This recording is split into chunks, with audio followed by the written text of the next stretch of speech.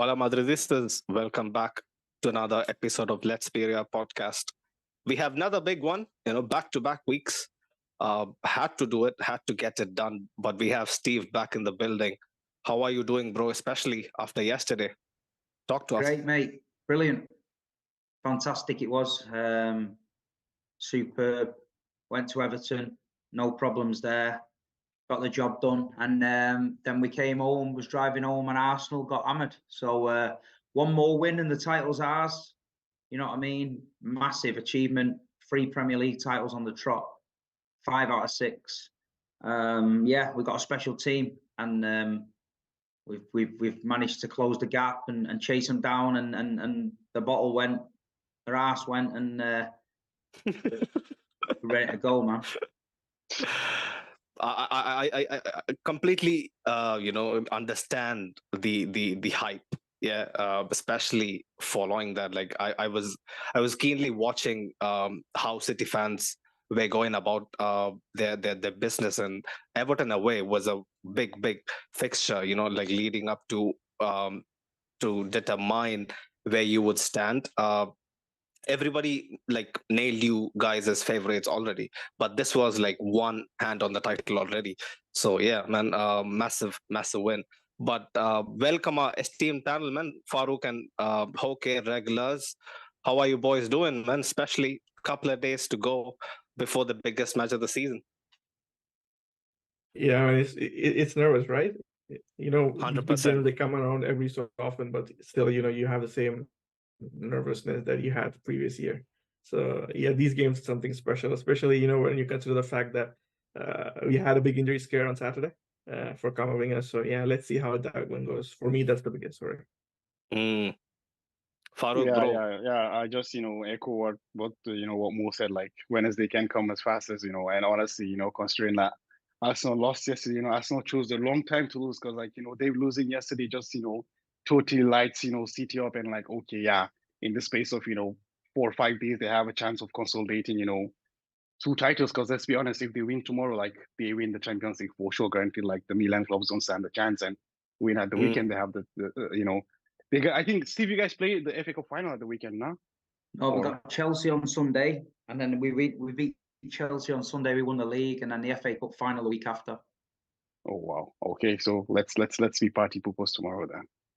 No, 2 weeks after the FA Cup, actually. 2 weeks, I think. Right. Okay. Right. But Steve, my question is this, yeah, like I was personally like nothing against you, Steve, yeah, but to just push you guys off the momentum, I was kind of hoping that you would lose. But tell me what this means in the context of this tie. Like if you would have lost, probably it would have planted a seed of doubt, I reckon that would have been the case. But this win, like it definitely lifts the spirits, right? Like ahead of such a big fixture. Yeah, well, we're 11. I think the 12 games 12 games straight wins. I think we're like 20 odd games undefeated at the Etihad. We're about 25 undefeated at the Etihad. So the only time we lost was against Lyon, which was a game where we was already through, so it didn't really matter. It's a massive game. We know what to do. I told you we were coming to the Bernabeu different, and we got the job done. We're now taking you back to the Etihad level. You haven't got a lead.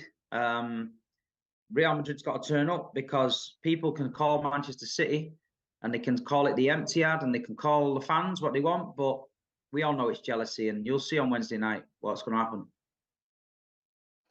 Big talk.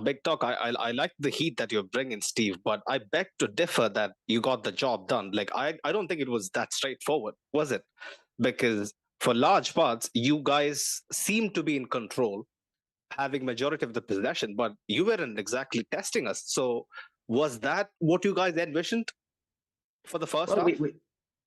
We just needed to get you back to the Etihad level, because we could have gone running at you and had 20 shots on target, and you could have caught us on the counter-attack 3 times and been 3-0 up. So that's no good to us.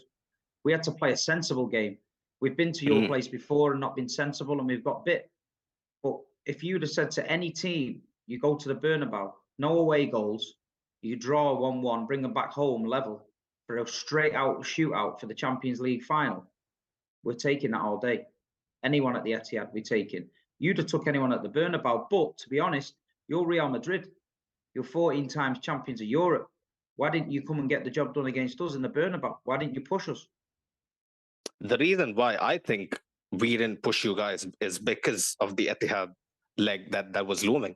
Because we knew the game wasn't over in the first 90. We just, I think it was a good old revisionism of what happened last year. It was purely game management, like what happened in the second leg. We did it in the first leg. Yeah, I think we was a lot. I think we was if a I lot can happier interject, I than would you. just like to say that Steve said we are the 14-time champions, right? So that was the reason we are the 14-time champions, and our manager is a 4-time champion. So he knows what to do. So I guess while Steve can be happy and City fans can be happy I like for the this. fact that, Not gonna lie. yeah, But your they can be fans, happy your about the fact fans that were it was a coming out draw. the stadium. Your fans were coming out the stadium upset. Your fans walking back was, Yeah, because Steve was upset. Because I mean, Steve, it even was I a was missed disappointed by the fact opportunity. there was a draw. Yeah, we did sense an It was a opportunity. missed But the thing is, opportunity like, in our eyes. That's what I'm saying. That's what I'm saying. So did it go to plan for you guys, or did it go to plan for us? before the game, I think we Hard were to say at this point. We took the draw, man. We're happy with that. We were happy in the away end singing. You heard us. We were singing non-stop, man. 1800. But talk to us, Steve. Yeah, really, really talk to us about that period in the game where you guys couldn't kick the ball. You know, like for like a 15-20 minute spell where we finally managed to get out. We bammed you. So the first 35 minutes, you hardly touched the ball. We're knocking it around like great. But you didn't exactly threaten us, Steve. No, we didn't. But because we had to be calm. We learned our lesson. Because we dominated you last season and got hit in the last minute for 2 goals. So what we got to be careful. We ain't falling into that trap. So I think you fell into our trap. Because you couldn't come and attack us. You got Benzema, you got the Ballon d'Or winner, you got Vinicius Junior, Rodrigo, Modric, you got all the boys. But what did you really do? One long shot from miles out, fantastic goal. And we got an equaliser, sat back and said, yeah, we'll take this back to the Etihad. See you next Wednesday. But this is the thing, yeah, Steve. When it comes to us, if you have actually you know how we operate, right? Like in big games, especially the last year or so, with like 26% possession and like 5-6 shots conceded, we had to just make one move perfect. The one ball to Camavinga, 1-1-2 with Camavinga and Modric, and then Camavinga plays it to Vinicius. Boom!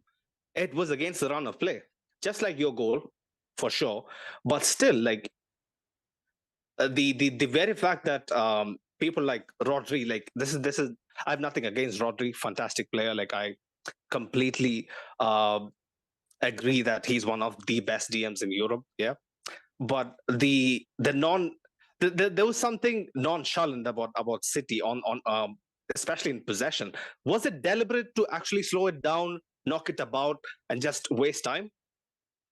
No, we were knocking it around, basically trying to get you to try and come and press, but Real Madrid didn't press us. They let Kanji, Diaz, and Walker and Rodri have the ball because they know that them kind of players can't hurt them from deep. But as soon as De Bruyne or any Gundogan or Grealish or anyone got the ball, then Real Madrid pressed. So it was a tactic masterclass from both teams, really. So Pep was trying to entice you to come and maybe lose your heads and try and press. And then Ancelotti was thinking, no, we're not doing that. And then what the good thing is with Madrid, when you don't press, we can't get over the back of you because you're not committing yourself. So it was just a bit of a tactical masterclass. When we went 1 down, that was a problem for us because we thought, right, okay, what do we do now? Do we take a 1-0 or do we try and go? And we scored. And then it fell back into our hands because then I think Madrid thought, hold on a minute, 1-1 going to the Etihad, is that going to be enough? Do we need one more? And they thought, well, do we press? Then maybe get caught? And then City thought, do we press and maybe get caught? And I think both teams just sort of accepted that maybe after the 70th minute, right, Steve? Yeah. It was almost like... I mean, Camavinga played really well because Bernardo Silva's been brilliant, but Camavinga was brilliant on the left. He did a job on him. Yeah, he did really well. I don't think Bernardo wanted to go at him. And I thought that City kept the ball well at times. We ridden our luck because we had a Kanji playing at left back. He's not a left back.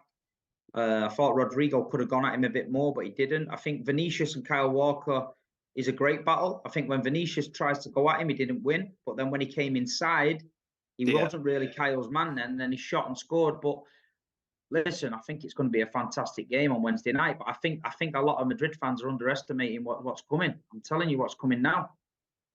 We are telling you what's coming as well, Steve. We both know each other so much from last year. You shouldn't be firing shots already, Steve. Let's get it straight. Confident. Let's get it straight. We are confident as well. We don't think it's going to be easy. Coming out of that Bernabeu the other night, there was nothing confident about your fans, let me tell you that. All the way up the train station, all the way back to Madrid Centre. Oh, that's it now. We're going to get beat. You at the Etihad, you'll beat us. So you can sit there and pretend you're confident, but I was in the middle of all your Madristas and they was not confident, let me tell you that. Well, Farouk and Hoke, do you have anything to respond to that? I'll let Farouk go first.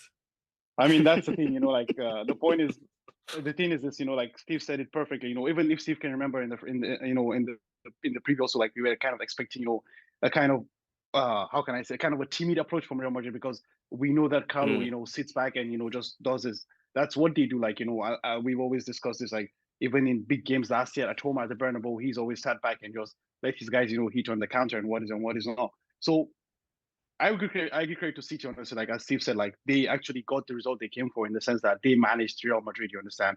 But this is what we do. We allow you to think that you have a chance. And then you become, as Steve is right now, confident. And then you realize that actually you don't have a chance at all. You never did stand a chance. And honestly, you guys got short memories, man. We beat you. We beat you a few times. You need to remember that. We beat you a few times in the Bernabeu as well. And we definitely see. But when it mattered, but that was a different team, Steve. Different team, Steve. Different circumstances. Have you seen this team of ours at the minute? Have you seen this striker that scored 51 goals? See, Haaland was on, what was the stat? Erling Haaland was averaging a Champions League goal every 58 minutes. I repeat, every 58 minutes until he came across Rudiger, who I don't rate personally. How can you explain that, Steve? Well, he didn't get the service, did he? Because you was camped in your own half, shitting yourself. I don't think he even was positionally good enough in that game because he was making all the wrong choices. Yesterday, he didn't touch the ball for 34 minutes, not once. He was effective yesterday. I don't disagree with that. But this is what he does. I've seen him not touch the ball for 22 minutes to score a hat trick 10 minutes later. Yeah. So exactly. Don't worry about it. Tomorrow at the Etihad, you'll see. Wednesday at the Etihad, you'll see. Well, I hope it doesn't go to plan for him. But I was super surprised by how well we contained him. We didn't give him a sniff. I can't remember. Because you blocked his supply line. If you block Gundogan and De Bruyne and Grealish, that's the plan, right? That's the plan to actually stop the service. But is that the plan at home? You're Real Madrid, your European heritage, and you're sitting deep blocking our. We got to respect that City is gonna dominate possession. We gotta survive the initial onslaught and then take the game to us. Like game to them. Like we can't be naive. What happens to the best of teams in the Champions League, Steve? Really? Like they don't respect the opposition enough. No. Well, this is why we respected you. We went there. We got. If any Man City fan, you'd have asked us, "Do you want to draw?" We'd have took that, no problem. I don't think you would have took that, but we did. So we're happy over here. We're happy. We got back to here. We're a one-off game at home. We're unbelievable at home. We're confident. We're confident. Actually, Steve, the thing is this. Like I keep going back to this. Like the thing is, you're saying like like we sitting back home and getting a draw, and there's no like the coach at home against Shakhtar Donetsk. Shakhtar Donetsk of Ukraine, we have sat back at home in the Real Madrid in the group stage last year. We sat back deep and we countered them. But as I said, like credit to City because City realized that and like didn't play into our hands to give us a chance to go on the counter. You understand? Really, it was a mature performance from Man City. Honestly, for me, if anything, that performance tells me that City might be ready to win the Champions League. Obviously, we've seen a mature performances against the year before against Paris, against Atleti as well. Last year. We switched off for 2 minutes, got beat. 2 minutes. If we'd have kept dug deep for 2 minutes, we get through to the Champions League final. You're out. But that's what I'm saying. That's how naive we was. This season, we don't make that mistake. We learned our lesson. Well, And, that's my point. That's my point, too. Actually, what I'm saying now is that this is our game plan, and this is what it's going to be. Either it's at the Bernabeu, either it's at the Etihad, either it's in space in Mars. It doesn't matter. This is what we will do. The point is now, City is going to change their game plan, and they're going to play into our hands. This is the thing. Like, this is the only way City wins the game. City don't win the game by playing sitting deep again. No, City is going to play the Mahrez, is going to play the Fordens. You know, they're going to try to come in. They're going to try to hit us. You know, they're going to try to feed what's it called, Haaland as quick as they can. But that's the point. In transitions, can I don't know what's he called, Akanji, can they deal with the pace of the likes of Vinicius Junior? Definitely not. This is Well, the they did. question. I'll tell you something straight up. Yeah, the longer the game goes on, without City really doing anything, it's better for us. Either City blow us away in the first like 20-30 minutes, or they don't stand a chance, in my humble opinion. I've seen Nah, this for way for too me, the many thing is, times. like, We went to Bayern Munich and drew 1-1. We beat them 3-0 at the Etihad. We went to Red Bayern Bull is a Leipzig. different side, No, Steve. listen, Come we on, went to man. Red Bull Leipzig and drew 1-1, and we won 7-0. And we No went to Real disrespect to Madrid. Leipzig and or drew Bayern, 1-1. but we had a different outfit, Steve. Yeah, but no 100%. disrespect to Girona and Real Sociedad, innit? But at the end of the day, they got a result when it mattered. So, and we're definitely not Girona, and we're definitely not Real Sociedad. No fucking Castellanos prop again. Steve, you got to remember that we gave up on the league. Yeah, we threw in the towel like 2 months ago. Put that That's into what I mean. perspective. And how many players did you rest the other night? All of them. Only Camavinga. Five, six. Yeah. Only Camavinga played. Yeah, we didn't. We went to Everton, dug deep and won because we're playing for the league. We got the rhythm, man. I'm telling you now. Watch. I'm so confident. I can't wait. I can't wait, man. Fair enough.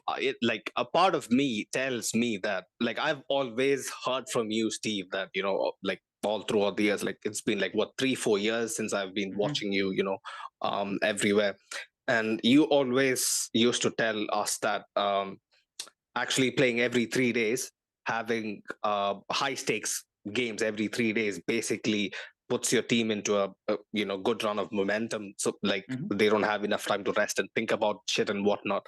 But I honestly think the Everton game, even though it wasn't exactly draining, it would be mentally draining, and I believe that it is gonna, you know, favor us. You guys I thought the Everton game was easier, and I thought that we strolled around and didn't get a sweat. I thought we just got the job done. I just think everyone's relishing this game. Real Madrid at home. We know what the stakes are. We know what happened last year. It's time for us to get revenge, man. But this is the thing, you know, the people, see, if it was any other side, if it was Milan, if it was Bayern in their absolute prime, yeah. If it was anybody else, I would tell you, Steve, yeah, man, I completely understand where you're coming from. Your chest is perfectly allowed. It's perfectly sensible.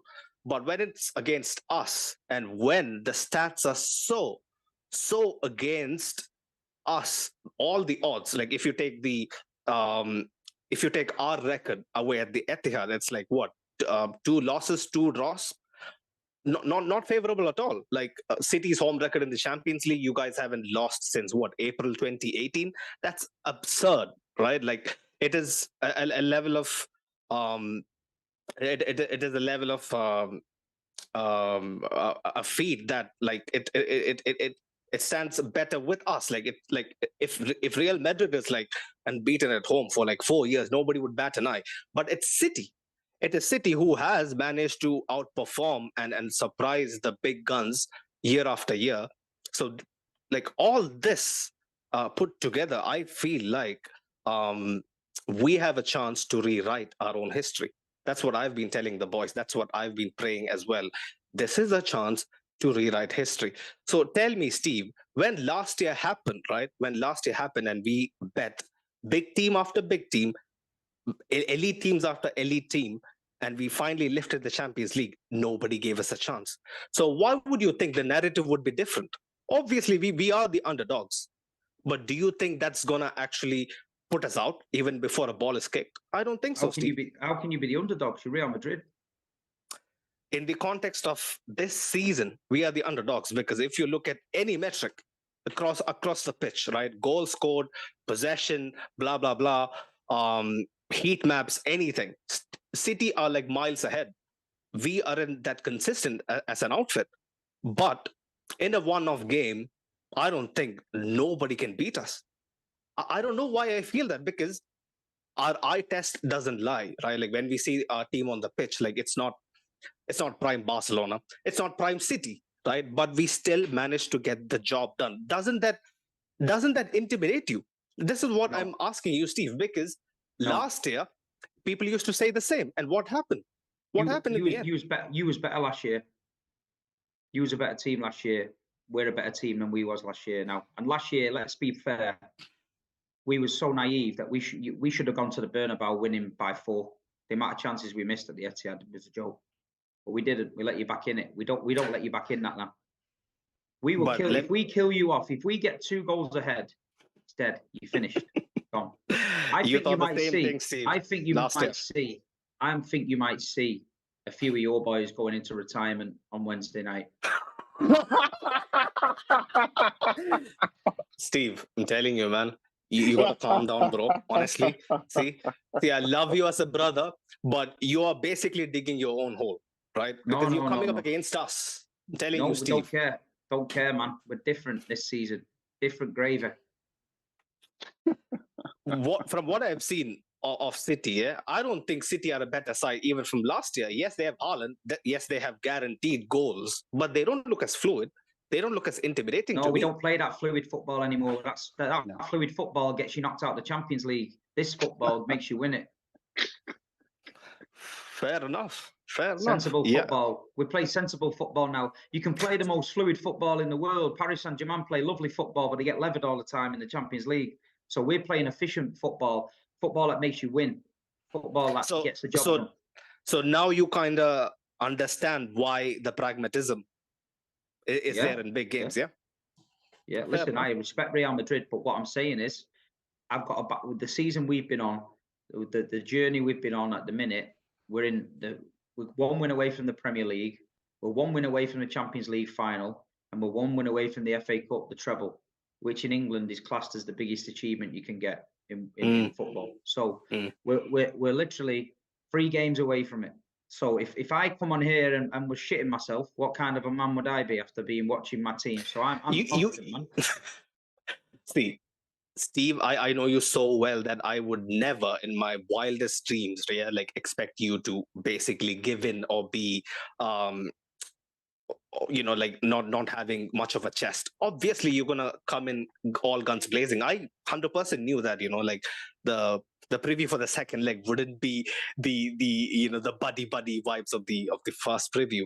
But when someone like Fede Valverde, who is like 24 years of age, he has a good 10 odd years ahead of him, right? Like he's not yet even in his prime. He has just won 1 Champions League.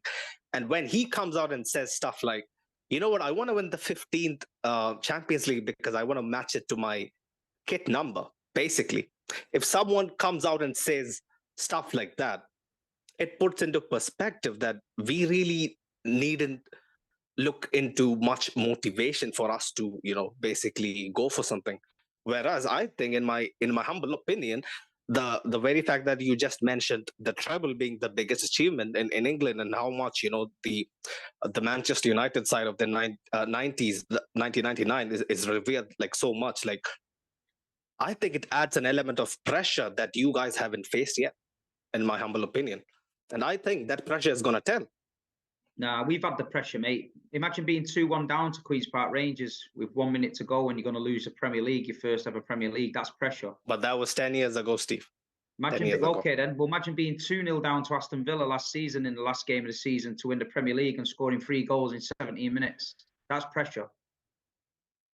Not Real Madrid, a straight shoot at the Etihad. It's a Real Madrid team that has lost to Girona, Sociedad, a Real Madrid team that's just been demolished by one of the worst Barcelona teams in Spanish history. That's just won the league. We demolished them as well. If you have been because you gave up, man. You gave up. That's not the sign of no winners, man. You gave up, innit? Manchester City never die. We fight to the end. We don't give up and wait for Champions Leagues. We fight to the end. That's why we're on for every trophy, man. That's why we're on for every trophy. At this point, Steve, I beg you to actually acknowledge that as a skill. as a proper skill, because No, not, that's coward's way any out, that. team, Coward's not way any out. team can actually turn it off and on at will. Apparently, we can do that, So and we have. that's the thing. You see, like Steve actually prides himself on the fact that they're on for every trophy. We're there priding ourselves that we win the trophies. We're not on for a trophy. We are there to win the trophy. Like literally, it's our job. It's Simple our as. You won't be like, winning it this year. You won't be winning it this year, lads. Right. Fair point.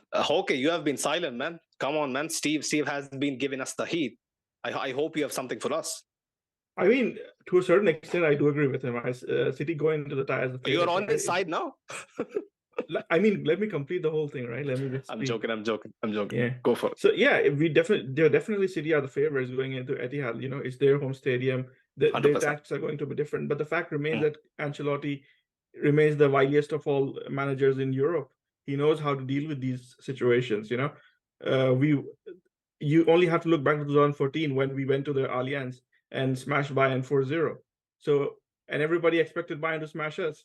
Right now, everybody expects City to smash us, and you know, the result might be different. But I do give respect to City because I think they have had a brilliant 100%. season.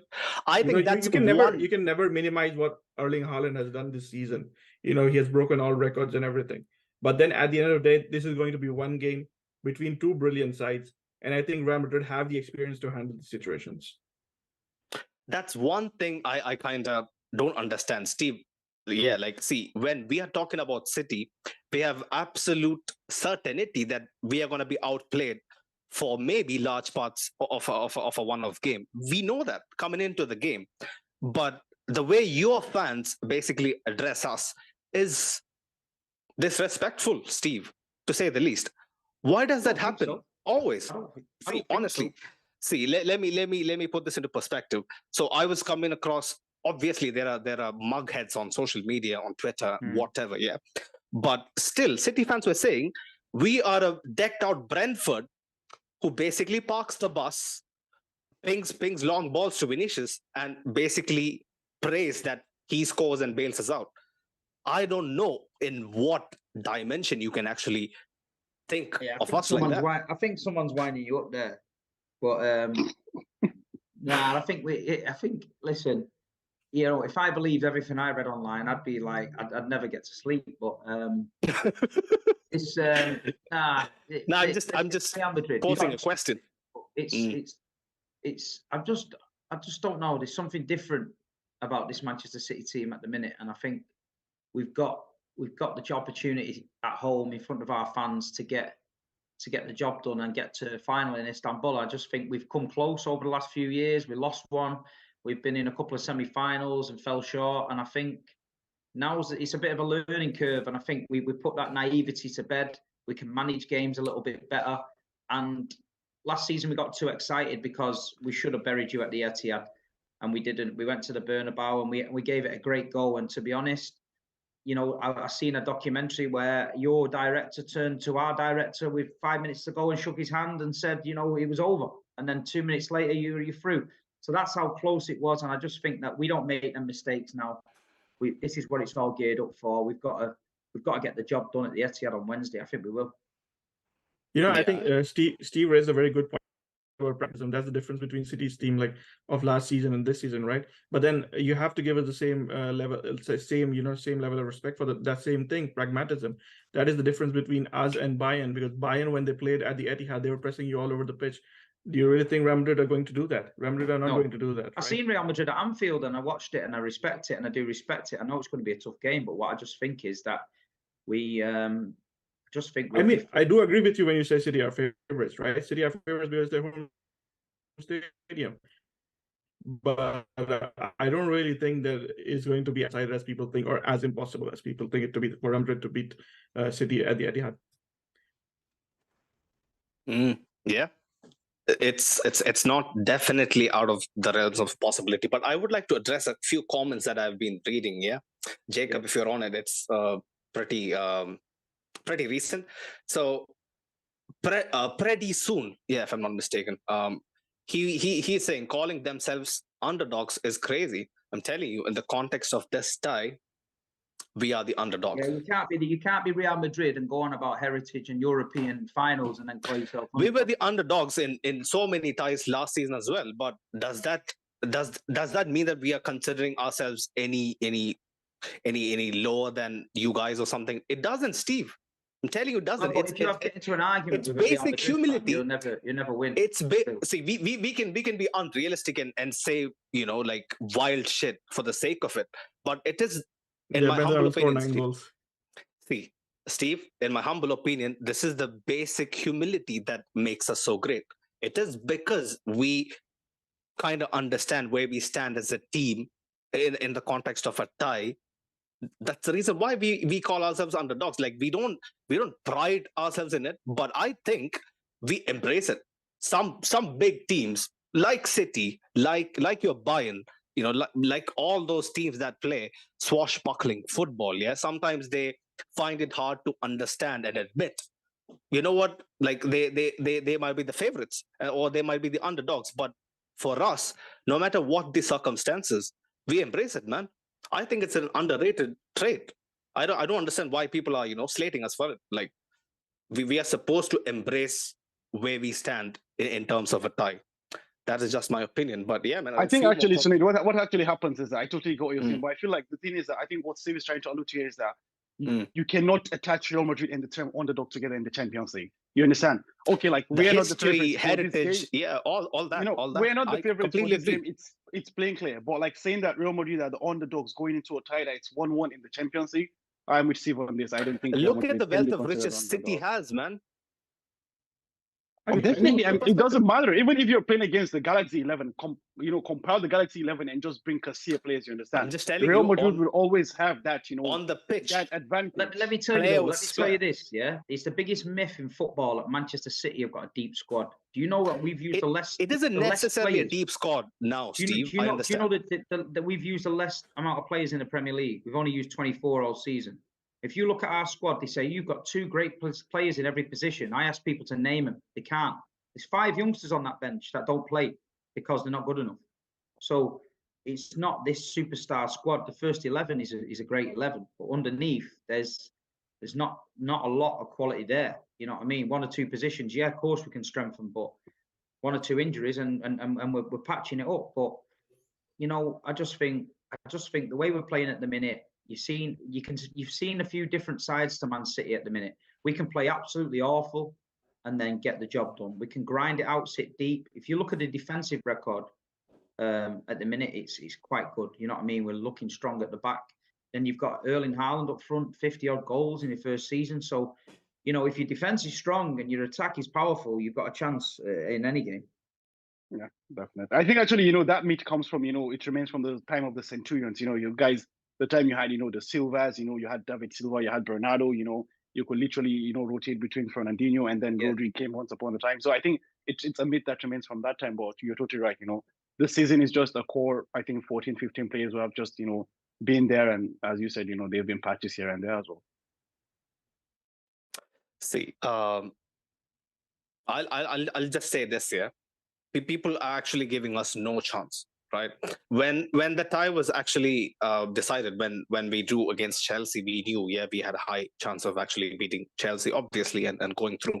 And we knew, and I knew even back then that obviously it'll be City awaiting us. You know, I even texted Steve, you know, like hopefully we meet again, and he said, hopefully we get through Bayern. And I told him Bayern, you know, will be a walk in the park, and it happened to be, but when I was looking at the draw and the second leg was away, I was shitting myself. I'm not gonna lie, because I knew what I saw last year in the Etihad.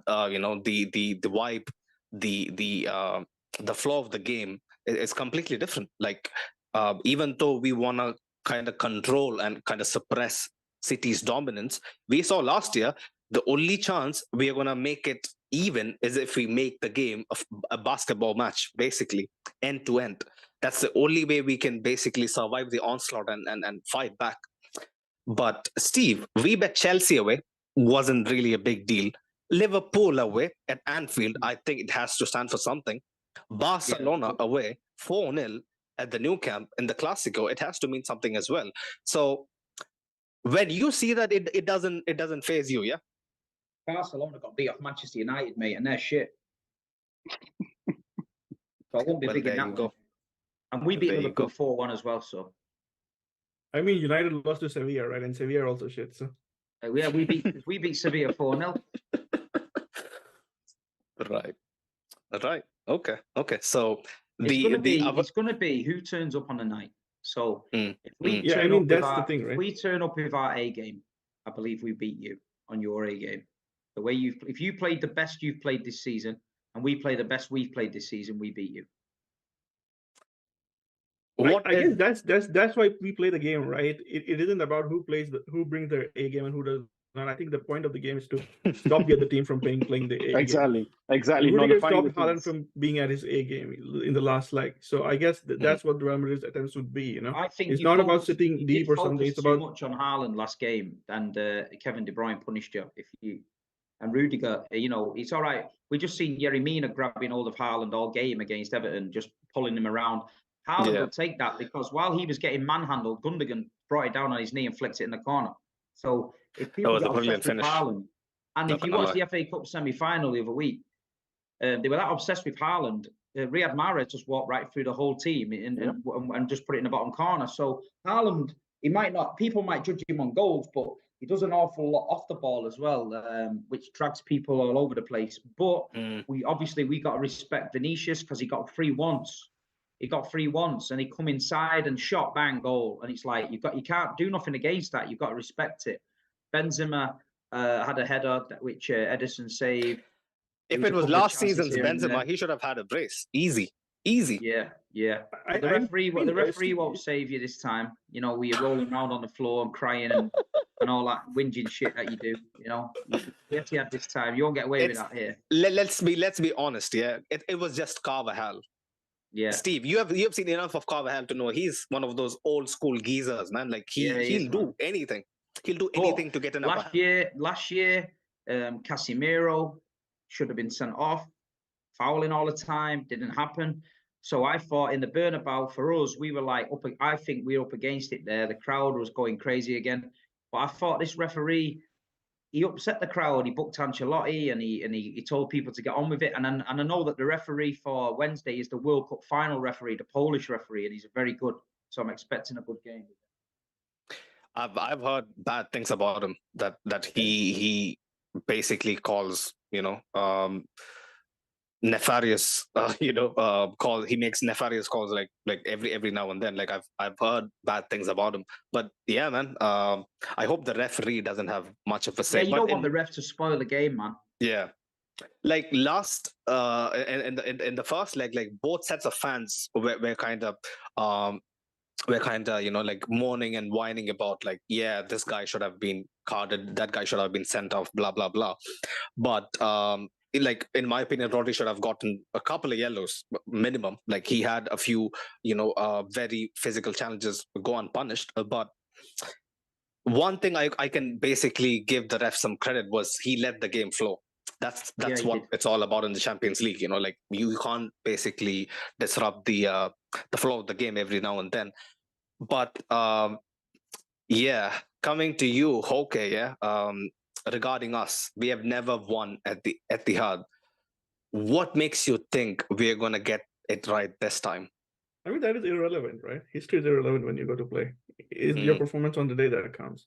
Real Madrid have been in various matches where they have been like, where the odds have been against us and we still managed to win. So I don't think it has any relevance, the fact that we haven't won. The stat makes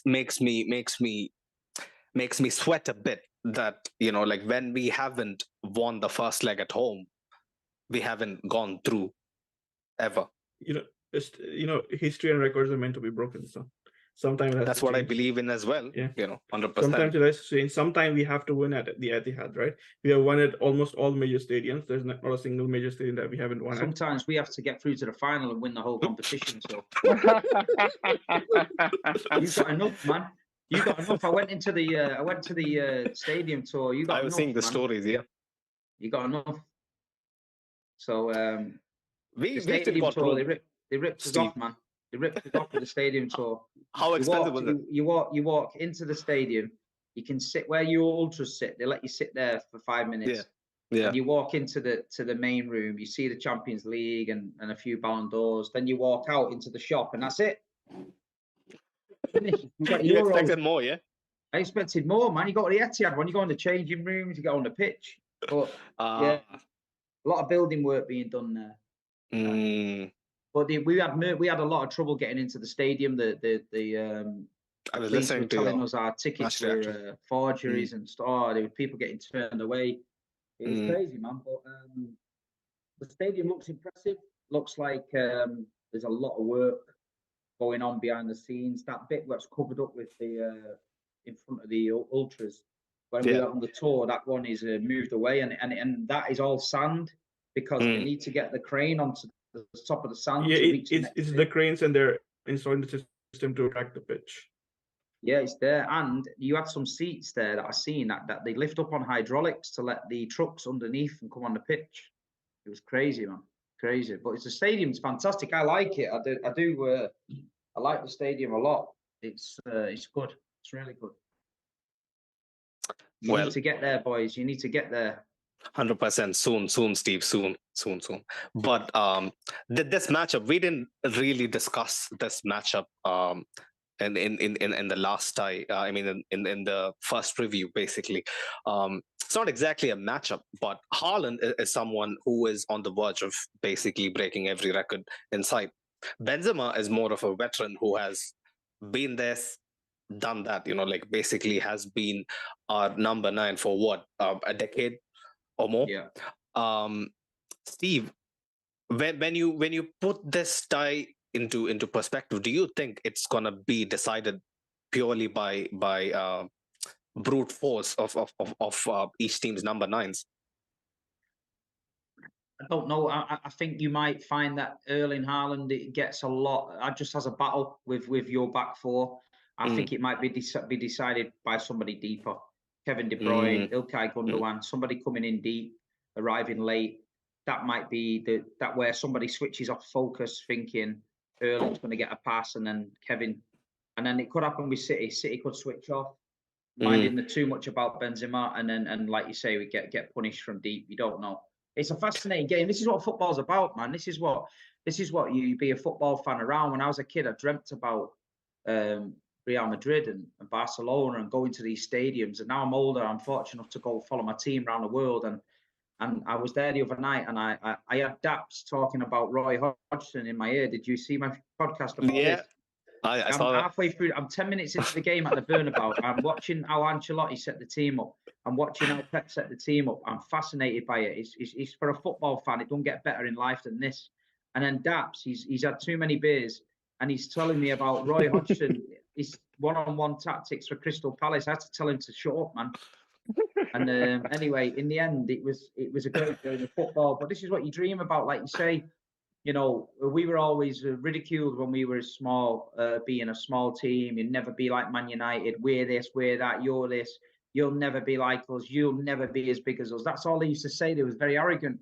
And now, now there's only one team in Manchester dining at the top table, and it ain't them.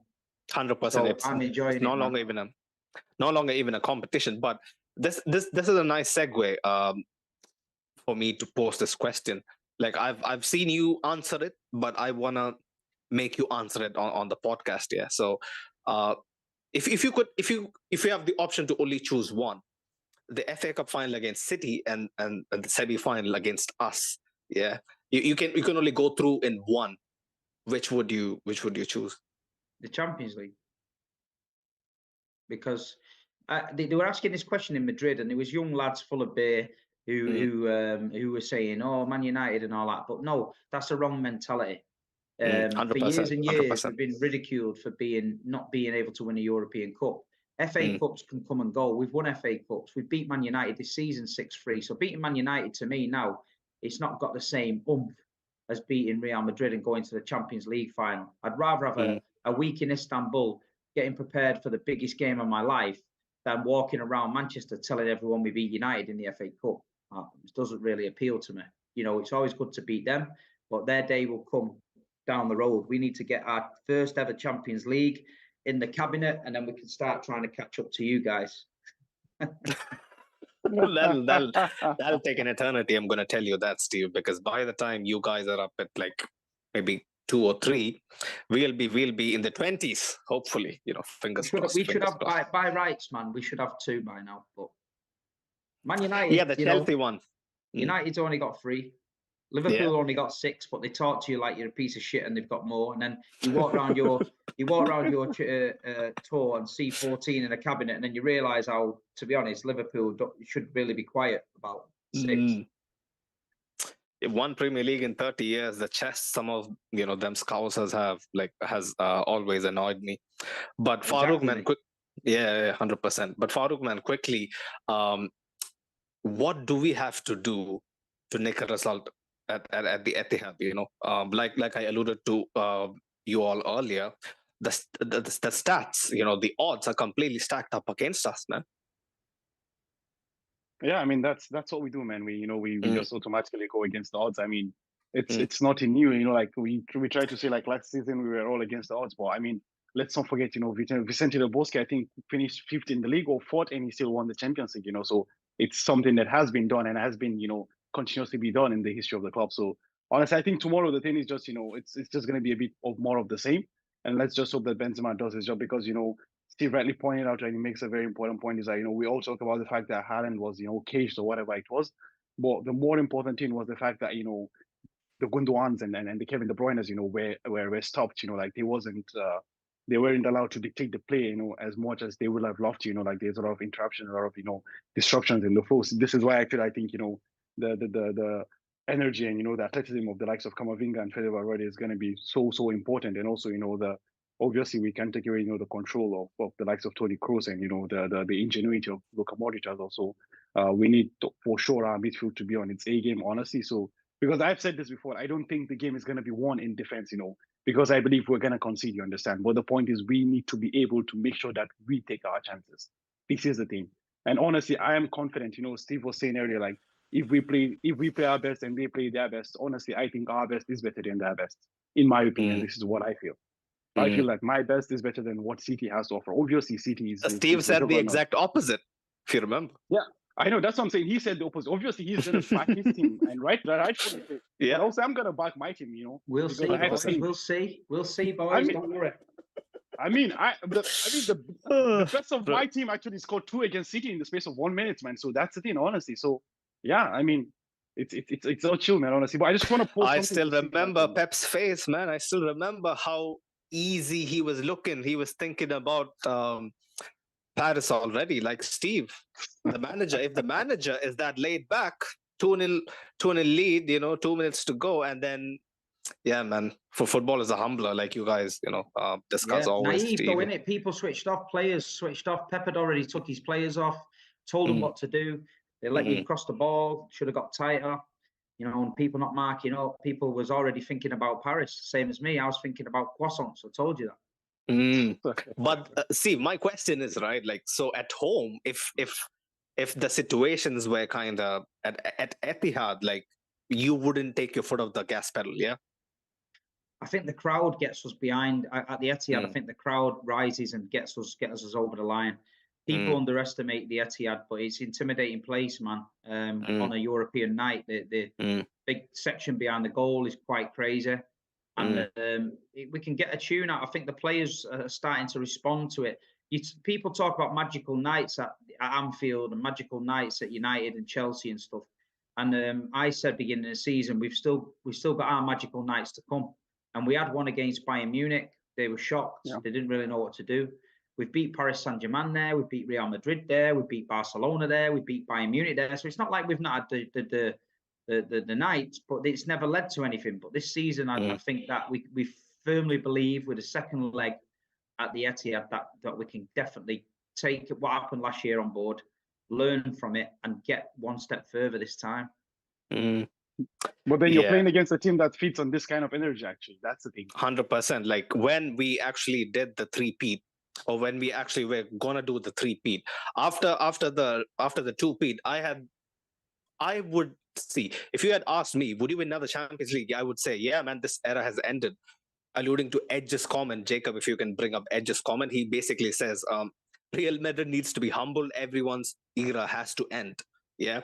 So when people used to ask me, oh, you know what, you won back to back. So when are you winning the next one? I used to tell them, you know what, this was a brilliant run, but I don't think Cristiano is going to be the same.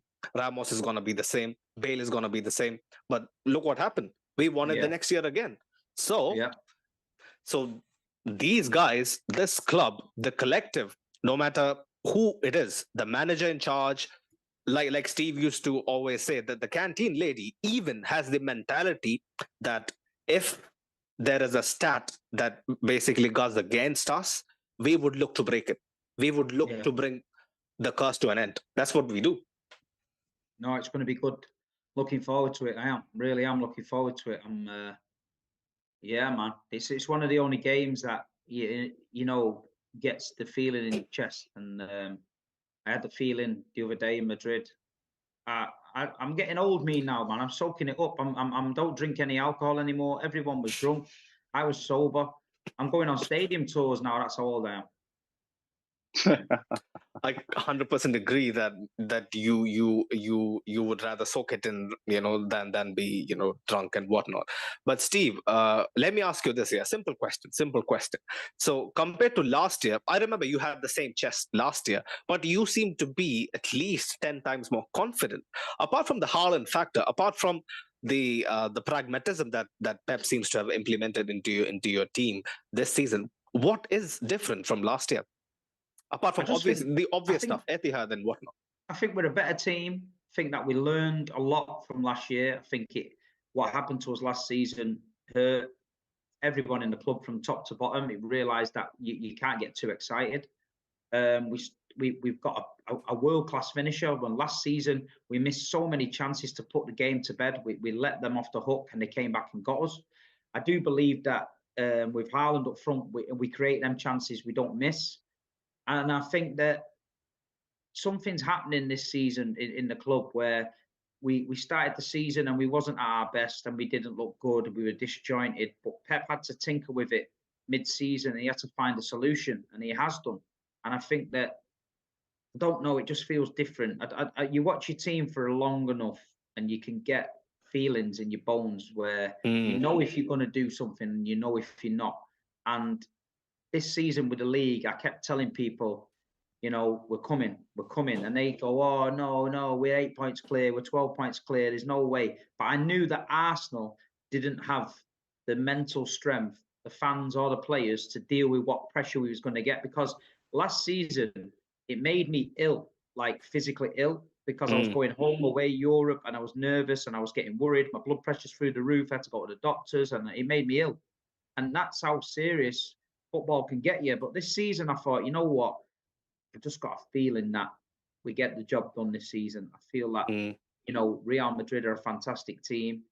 I thought if we can get to the Bernabeu and get something and come back to the Etihad, I just think the Etihad at the minute is a place that really helps us. And I truly believe that this season we're better than anyone. And I think we need to get it done.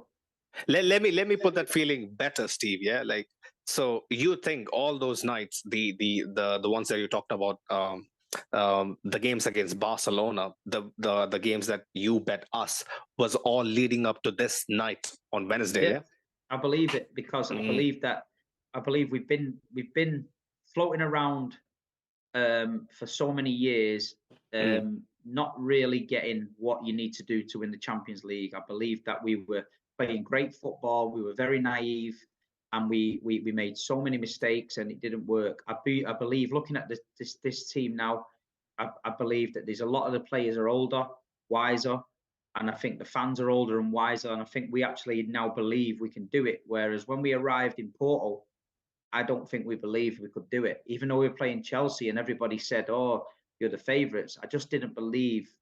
I just didn't think the fans believed we could do it. But this season, the belief with the fans and the team right through the club is strong. And I think if there's ever a chance that we're going to get it done, this is the season to get it done.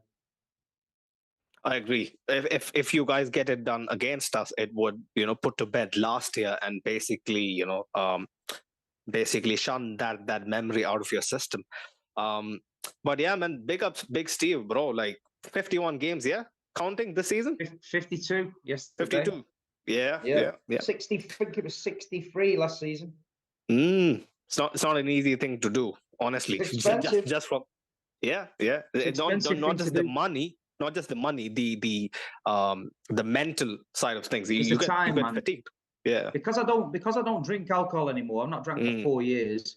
It allows me to I can save money, so I can go for like maybe 1 night stay or 2 night stay. And I remember everything about the game. When you're young, you like to have a few beers and get involved with the guys. It's great. My friends still do it. Nothing against them. But now I just think, I'm busy. If I was drinking at the games, it'd take me 4 or 5 days to recover. I'd never get any work done. Wait, Steve. There's a comment that says Big Steve was a 13 love professional boxer until he broke his wrist. No. Is that true? No. I'm like, what the fuck? Okay. No, listen. That's not true. I was 40 and 0.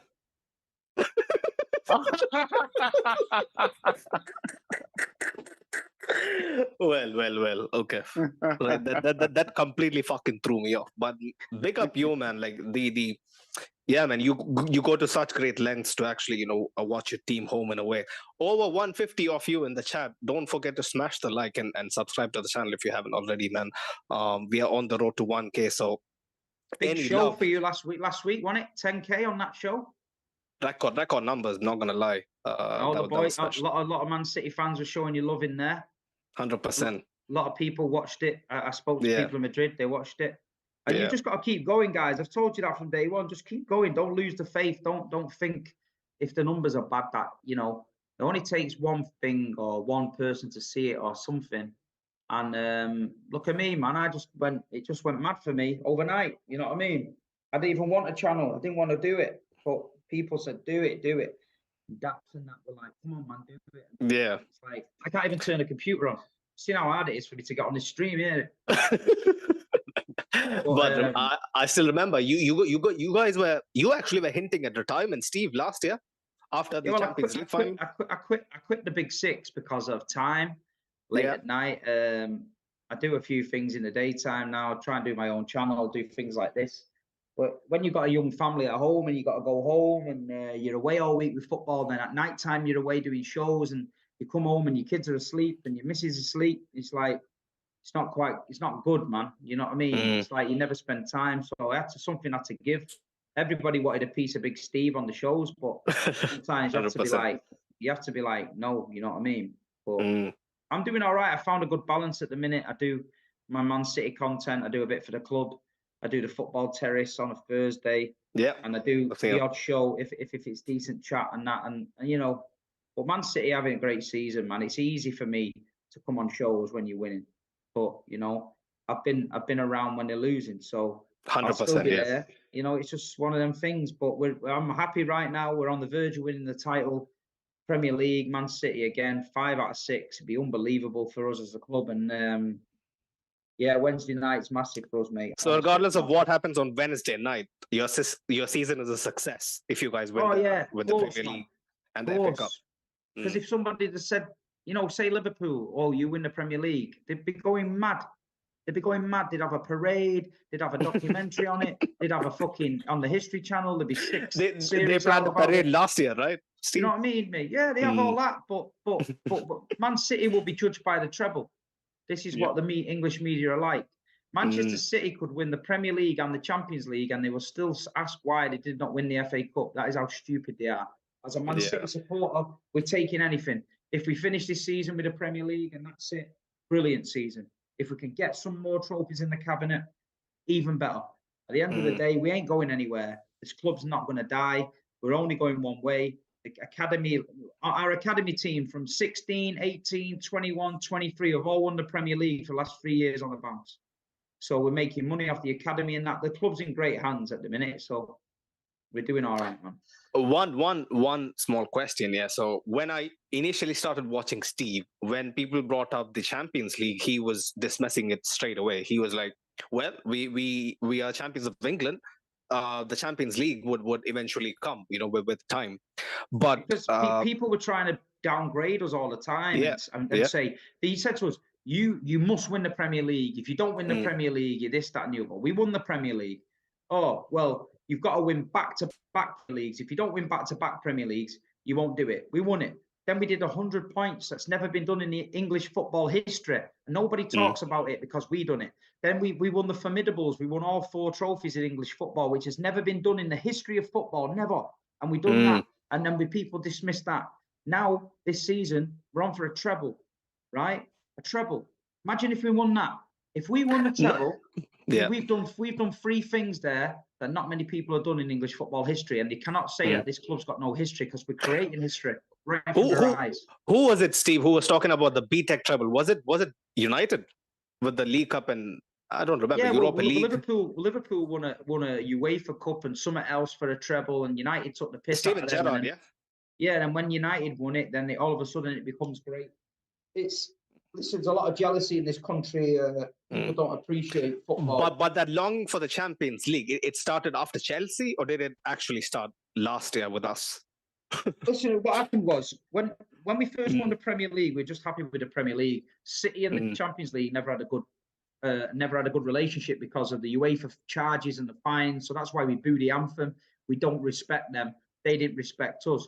But now, because we're getting bigger and bigger every season, and we're winning domestic cups, and we're getting to the last stages, it's a natural progression. If we want to dine at the top table and be talked about as a great side, we need to win the Champions League. Pep Guardiola has done fantastic things for football. He will always be called, oh, you spent this money, you spent that money. Now, when we first were spending money, net spend was a big thing in England that used to beat you with. Now, we're net spend, we're like 18th, and nobody mentions it now because it's all leveled out now. So what we have to do is we have to speculate to accumulate. We have to throw a bit of an investment to get the team up there, and now it's 1 or 2 players a season. And look, the Champions League is the holy grail for us that we need. If we get 1 Champions League in the cabinet and we didn't win one for 10 years and we won 10 Premier Leagues, I'd be happy with that. That's a very good take. That is honestly, I think I completely agree with Steve. Whereas where he says that the Champions League is the holy grail, because once you win the Champions League, I think the level of respect, the level of attention, acknowledgement will be different. Here's one thing for me to tell you now, yeah? The best team always wins the Premier League, but the best team doesn't always win the Champions League. And that's true. But isn't that a bit of an overrated statement? Like, people make that just because they can't stand. Because if Tottenham Hotspur, who lose 15 games in the season, can get to a Champions League final, then that tells you about the Champions League. And if you've got teams like, Inter Milan and AC Milan, where are they domestically now? And they're in a semi-final of Champions League. But if you turn off in a Premier, Liverpool lost 1 game and got 97 points and lost the Premier League because we were a better side. The Premier League is 38-game season where you cannot hide. The Champions League, 1 slip, 1 VAR, 1 referee decision, 1 mistake can cost you that, and you're out. But in the Premier League, the best team always wins, man. I completely agree. Nobody's going to dispute that, Steve, that league requires so much more consistency. Yeah. But don't you think people like us, like disregard AC Milan, like they have been out of the big boy stock for a while. Yeah. People like us who do it year in, year out. Don't you think it is an actual skill set to actually rise up to the big occasions and survive onslaughts? Of course. But what I'm saying is, when you come up against these teams, some of these teams are not, are not good. That's why when Man United won the Premier League and the Champions League and the FA Cup, people respected it because they regarded the Premier League as tough. You look at the last 10 games in the Premier League, go and look at the results from the last 10 weekends. You can see teams like Southampton getting a draw at Arsenal, Brighton getting beat 5-1 off Everton at home, because the Premier League never dies. You look at La Liga, when it peters out near the end of the season, the results are a bit, okay. Real Madrid can rest a full team. We can't rest a full team in the Premier League because we get beat. And that's how mad it is. And that's what I'm saying. But the Premier League is a journey that you go on all season, and it's so relieving when you win it. So happy. But the Champions League, I've never won it. So when we win it this season, I'll tell you what it feels like. There you go. A blue is in the comment. Daniel, he says it. He says the simple things straight up. He says the Champions League is harder to win, but the Premier League or La Liga requires more consistency. Yeah, 100%, man. The Champions League is harder to win. When people say that, Champions Leagues can be won by luck, I scoff at them because I can't understand the disrespect, because it is hands down the hardest trophy to win. Villarreal got there last season near the end. Come on. Tottenham But they actually did well, Steve, to actually go up against Bayern. That's because it's a one-off competition and a game, and they raise the game, the one-off competition. But You got to have cojones to do that, Steve. Not any ordinary team can actually do it. No, you got to have cojones to keep going for 38 games and win the league. That's when you have the cojones, not one-off games. 38. I 100% believe that a one-off game carries so much more what is the word, jeopardy than the entire league season. I think the better team obviously wins the league, but disregarding the team that wins the Champions League. Actually, I have actually something to say to Steve here. The point is that Arsenal were invincibles by having 12 draws or something like this, 11 draws, 12 draws. Like, that's bang average, man. Like, when you take away 12 games from 38 games, how much games are left? This is what I'm trying to tell you, yeah, because if you think about that, you play football to win points. That's what you get. If you win a game of football, you win 3 points. That's what you win a game of football for, yeah? The most points in English football history was by Manchester City, 100 points. Never been done. But they are trying to tell us that the Invincibles is better than that. But I said to them, if you draw 38 games, you're invincible and relegated. And that's true. Actually, that's true, actually, Steve. But what I'm just trying to point here to you is that, honestly, like, I get your point about consistency and all. But the point is, Liverpool are shit this year. They've been shit all year. You understand?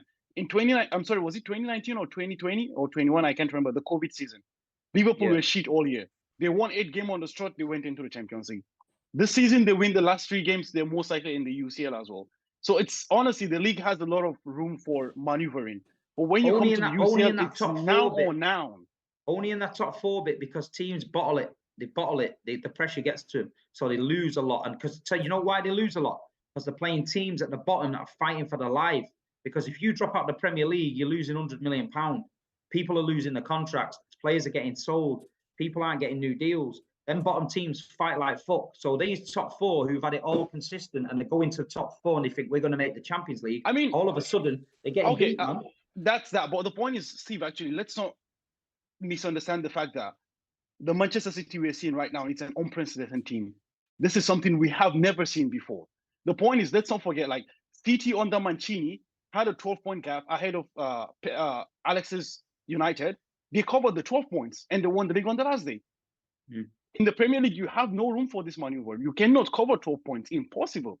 I mean, once upon a time, Arsenal had 9 points ahead. Obviously, like, there was some games in hand. Arsenal had 9 points ahead of even this City, you understand? But you guys call back. But in the UCL, it's now or now. It's either now or now. You either do it now or you die. The point of it is, there's teams who are not doing well domestically, who are in the Champions League, who don't have to worry about the league because their only concentration is the Champions League. So they get beat every week in the league and they finish mid-table, but they get to the semi-final of the Champions League because they're only playing 1 game. But if you try to win the league and you cannot lose 1 game in the league, you rested all your team against Getafe by 1 player. Well, 2 players, Courtois and Militao also. He didn't rest. Yeah, but Militao didn't play. But Steve, first leg. We lost the league in February, man. But this is what I'm saying, though. This is what I'm saying. I think what Steve is saying, you can do that. I understand that to a point, right? We can. He's saying that you have to be consistent to win the Premier League. I understand that you need to be consistent to win the league, but teams that whose seasons end in February or March don't go on to win the Champions League always.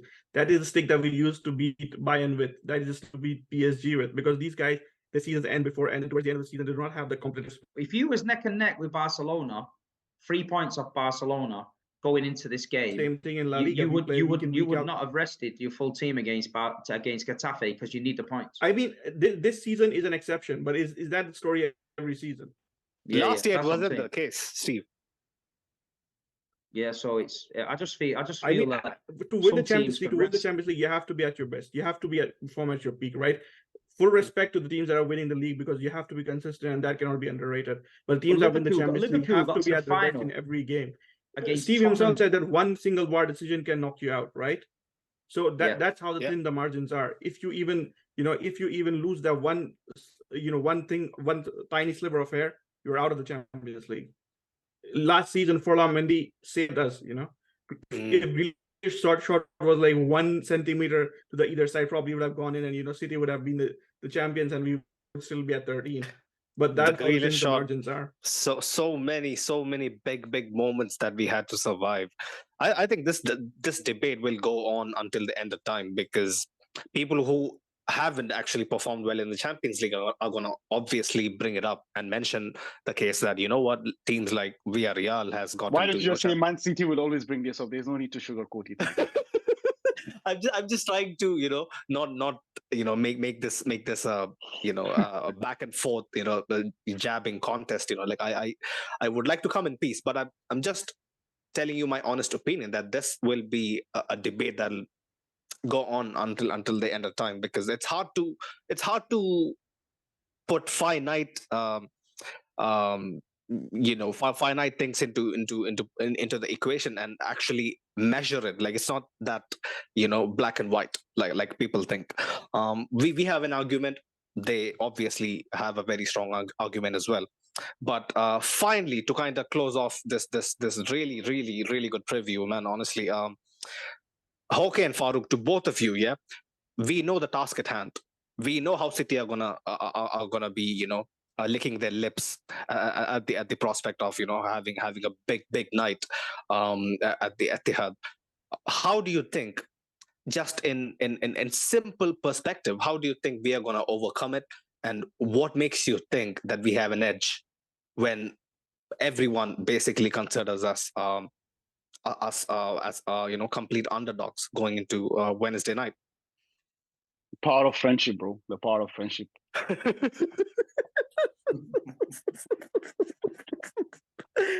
Right. Okay. Fair. Yeah, for me, I don't think you have to wait long to hear how Ancelotti plans to overcome it, because tomorrow's press conference is probably going to come out and lay the whole tactic out. So just listen to his press conference. Wait. Well, one small question, Steve. So when you hear that Carlo is basically laying everything out on the table, like, do you find that a bit concerning because of how open he is? Nah, I don't listen to him. He's an old wily fox. He knows what he's doing. So he does it for a reason. So we don't fall into them traps. Pep Guardiola is very clever as well. So we'll see. He was actually remarking he has a plan apparently, for the second leg. So yeah, man. Well, there was a friend of mine bumped into Ilkay Gundogan yesterday in Manchester late in the night. He was walking around, and he rang me and he said, "I just spoke to Gundogan," and I said to him, "Good luck on Wednesday." And Gundogan said to him, "Don't worry about Wednesday. We've been working on something." Well, there you go. On one hand, you have Gundogan being sly and hinting at something. On the other hand, you have Ancelotti who goes into a press conference and says, "Oh, Rudiger's going to start on Wednesday." So knowing Pep, we could end up with Kyle Walker up front and Erling Haaland at right back. I mean, that would be a matchup, right? Erling Haaland going against Vinicius. Vinicius at right 100%. Yeah, man. Okay. Yeah, I mean, Rudiger is going to play, and then we know what the situation is. We just have to wait on Camavinga and see if it rains tomorrow at the Etihad. If it's all well, we know Camavinga is starting on Wednesday, and we already know that Rudiger, Militao, and probably Alaba is playing in the back line alongside Carvajal. Fede on the right wing, yeah. Fede on the right wing, Rodrigo on the bench, and the game is going to change when Rodrigo comes on. So hopefully, there's nothing to preview about Real Madrid's tactics, because everybody knows what they're going to do. It is no secret. 100%. Right. Yeah, man. I think we should do this for once. Score predictions, Steve.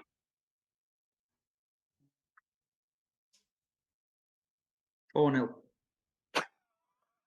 This old man, yeah. Even last year he tried to pull this shit. I was having none of it, I was having none of it. But it is his call, like if life wants to humble Steve finally, I won't stand in its way. But yeah, man, Farouk. God is a City fan. You know that. Jurgen Klopp said God is a Man City fan, and so God told me that. Go on,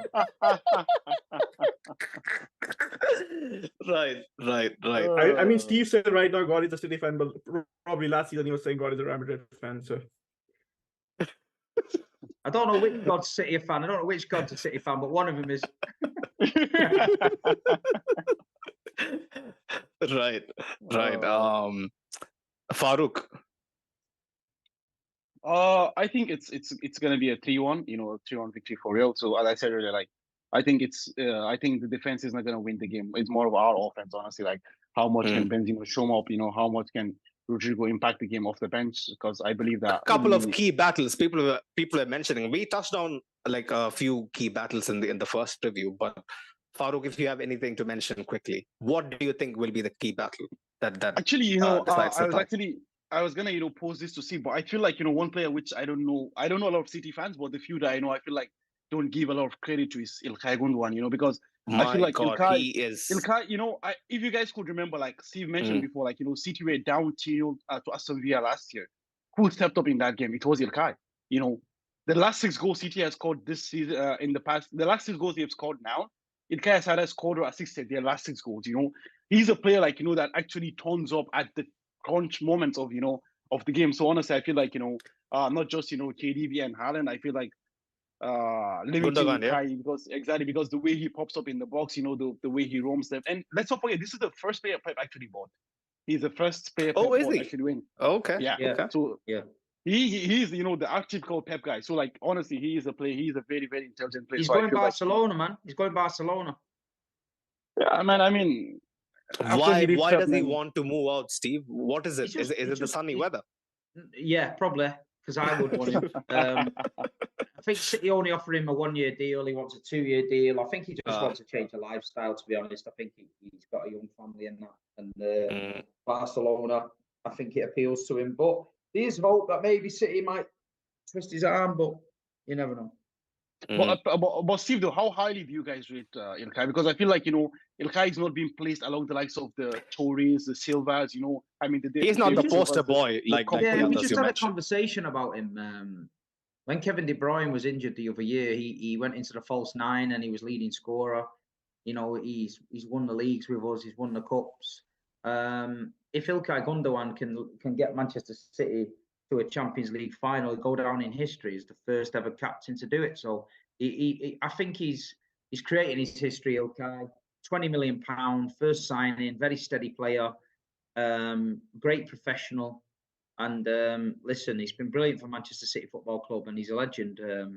But he's still one part of İlkay Gundogan's history that he's not yet done, and he needs to do it this week. Well, I hope he has to go home empty-handed, Steve, unfortunately. But yeah, man. Farouk. Yeah. So as I was saying, that's the thing, like we need to be able to stop, this creative. And they have been playing with kind of a 4-4-2. I've noticed, with Haaland and KDB up top. That kind of was what I saw when I kind of rewatched the game a couple of days back. Do you think that Carlo is gonna maybe match it up to kind of nullify the threat? Yeah, I mean, by default, Carlo plays a 4, a kind of a 4-4-2, to kind of, mix up the midfield and try to, match them. 4 in midfield, yeah. Exactly, to try to match them man for man and maybe even have a spare player there, because eventually, we know how much, players like, Bernardo Silva and eventually even like Gundogan likes to, venture forward and move into the box and something like this. So, it's all about trying to, create a mismatch, trying to match the overloads that they could try to create either on the right or on the left. But I think it's going to be mostly towards Jack Grealish's side, honestly. I feel like Grealish might play an important role. They might want to channel a lot of, of their play towards him. So, yeah, I think it's really important. And I said earlier, like, the athleticism and the energy that both Camavinga and Valverde brings. And fingers crossed about Camavinga, honestly, because, I hope he's not going to be playing, with an knock or something. Although they say he's fit, I do hope that he is really, truly fit. Because I think he's going to be very, very important to how eventually, we play and how we're able to, transition eventually. So, That's why, you know, 100%. I'm going towards a 3-1. I think that they're gonna score. I think it's gonna be you know, a bit of a KG tie. We score one, they score one, and then, you know, eventually we just we break loose, and, you know, they try to scramble, and in the process of scrambling, we get one more, and it's game over. See, Steve, that's how you predict a score, not 4-0. Not confident. Not confident. Right. Okay. Yeah, for me, I think the interesting aspect is the fact that the point that Farouk raised, right, about Gundogan. I think that that triangle between Gundogan and who's Grealish and probably Ake, if he plays at left back, I guess that's going to be important because Real Madrid, they tend to play with the left side overload, right? Yeah. Everybody's probably going to be defending, even the defensive aspects will be concentrated there more. So positioning of Fede is going to be important. I think probably we'll make it 2-1 or something. You know, keeping that in mind. 2-1, yeah. Yeah, I'll go with a very, very tight scoreline as well. Probably 2-1 or 1-0. You never know. Like we might have to do something. We might have to pull out that old number we put out on those arrogant pricks from the Marcy side, you know, last year. So something akin to that would really, really whet my appetite. But I firmly believe that City's obsession with the Champions League, the pressure that is being put on them by their own fans and the general public, everyone under the sun in England and whatnot, I think it is going to get to them, and I think that is our way in, basically. And I've seen this way too many times where bigger teams that are, you know, obviously more capable of playing better football than us underestimate us. I think the same thing is going to happen on Wednesday night. And I mean, you can never forget Fortunately that for us, you win the Champions League based on moments. You don't win Champions League based on the whole 90 minutes. You have to be, you know, Exactly. be able to rise to those moments. Steve is Mm. talking about how City want to win the Champions League. Let's not forget we have been there from 2002 to 2014. We didn't win a single one, and the quest for Decima was literally something. You know, the pressure that came with it. So right now, City fans are in their moment. You know, in their quest for you know, the first one. So the pressure is going to be huge. And let's see if they can rise to the moments. But I think there's going to be a tight game either way. If it goes either way, it's going to be a close game. Like whoever wins, it will be a close one for them. Steve, do you reckon who wins this tie wins the Champions League? Yeah. Yeah, I think so. No disrespect to anyone on a one-off Champions League final, but I just think the quality City's got, the quality Madrid's got. I think they beat one of the Milan teams in the final. No problem. Yeah, there you go, people. I think that is a wrap for the preview. Big up every single one of you in the chat, man, who has been like with us since minute one of this preview. Like it's been 90 minutes. Big up yourself, Steve.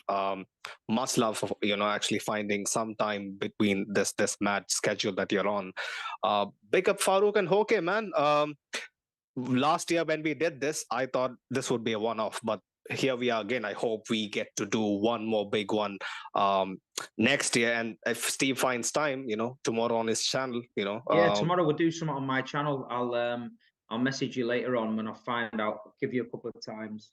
Just do a quick hour on my channel and get some more followers. Steve, I was going to mention it to you. Yeah, like slight change of plans. If you don't get mad at me, yeah, because 8 p.m. is basically Champions League kickoff time. So should we make it at 7? Will that be okay? 7's better for me, yeah. Okay, fair. 7 is a lock then. 7 is a lock, people. You heard the man. So hopefully things go our way, man. That's my only prayer. I have been praying since last month, you know, for this has to be you know, swinging in our favor, because honestly, without the Champions League, I think our season is an absolute failure. People would disagree, but you know, there is levels to, you know, standards. I mean, it us, definitely will be a failure. We won the league in 2011 and 12 with 100 points, and nobody cared because we didn't win the Champions League. So Champions League is the most at Real Madrid. So. Yeah, it is the be all end all. It is a boon and a curse, but we know what expectations, you know, comes with this crest. I'll be updating the link. I think the link is all in the description. Go follow Steve for all of you guys, you know, who are not City fans. Obviously, check out his Twitter. He's not on Twitter. Check out his Instagram, and his YouTube channel is also pinned. Yeah, man. Until Wednesday, bring it on. Ala Madrid. See you guys tomorrow. Come on, Tim.